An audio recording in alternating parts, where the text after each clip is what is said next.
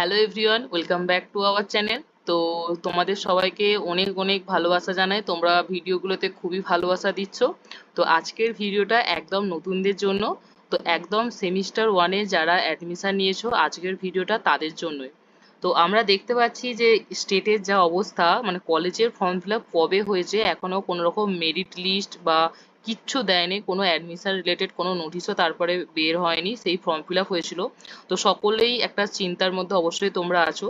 কিন্তু আমি বলবো তোমরা যারা অনার্স নিয়ে পড়বে বলে ঠিক করে ফেলেছো যে তোমরা জুলজি বা যে কোনো সাবজেক্টে অনার্স পড়বে, তারা অবশ্যই অনার্স পেপার অল্প অল্প করে পড়তে শুরু করো। এবং অনেক জায়গায় হয়তো টিউশন পড়ানো শুরুও হয়ে গেছে অনার্স পেপারের জন্য, কারণ অনার্সের যেহেতু সিলেবাসটা একটু বেশি বড়।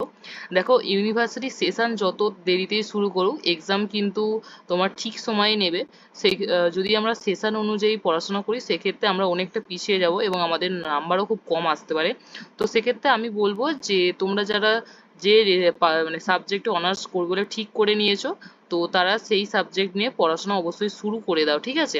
তো আজকে আমি যারা জুলজি অনার্স নিয়ে একদম নতুন, তো তাদের জন্য এই ভিডিওটা শুধুমাত্র বানাচ্ছি। আজকে তোমাদের সেমিস্টার ওয়ানে জুলজির যে সিলেবাসটা আছে, সেই সিলেবাসটা তোমাদের সাথে আলোচনা করব।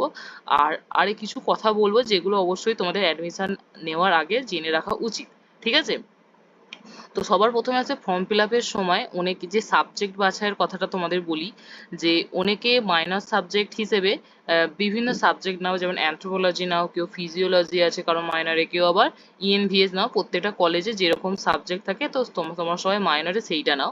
কিন্তু মাইনরে সবসময় কেমিস্ট্রি নেওয়া উচিত, কারণ কেমিস্ট্রি যদি তোমার মাইনরে থাকে, সেক্ষেত্রে তুমি যে কোনো পরবর্তী এমএসসি করার ক্ষেত্রে যে কোনো শাখাতে এমএসসি করতে পারো। বায়োটেকনোলজি, বায়োস্ট্যাটিস্টিক্স বা বায়োজেনেটিক, তুমি যেটাতেই এমএসসি করতে চাও, যদি তোমার কেমিস্ট থাকে, কোথাও তুমি আটকাবে না, সেই বিষয়ে তুমি এমএসসি করতে পারো। কিন্তু অন্যদিকে যদি আমাদের মাইনরে অ্যানথ্রোপোলজি, ফিজিওলজি বা ইএনভিএস থাকে, সেক্ষেত্রে কিন্তু অনেক জায়গায় প্রবলেম হয় এমএসসি করার ক্ষেত্রে, ঠিক আছে?